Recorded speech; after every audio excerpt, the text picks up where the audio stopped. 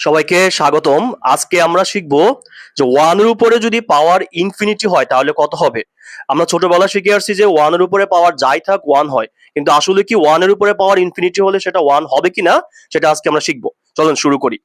আমরা ধরে নিলাম যে one to the power infinity equal to আমরা এক্স ধরলাম, যেহেতু আমরা অজানা মানকে এক্স ধরে নেই।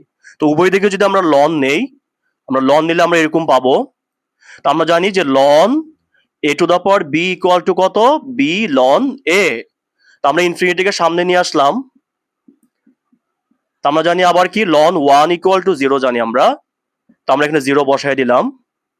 তো আমরা যদি ইনফিনিটিটাকে যদি এখান থেকে আমরা এই পাশে নিয়ে যাই, ডান দিকে আমরা পাবো ওয়ান বাই ইনফিনিটি পাবো, কারণ ইনফিনিটি এখানে গুণ আকারে ছিল, এখানে ভাগ আকারে হবে। আমরা এটাও জানি যে ওয়ান কে ইনফিনিটি দিয়ে ভাগ করলে কত হয়, জিরো হয়।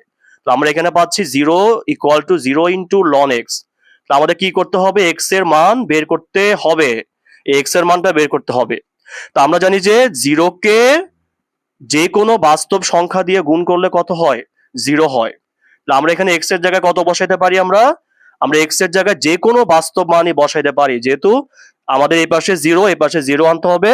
তাহলে আমরা এক্স এর জায়গায় যে কোনো বাস্তব মান বসাইলে কি আমরা এই পাশ আর এই পাশ সমান পেয়ে যাব। তাহলে আমাদের one to the power infinity আমাদের কি হইতে পারে, আমাদের যে কোনো বাস্তব মানই হইতে পারে আর কি।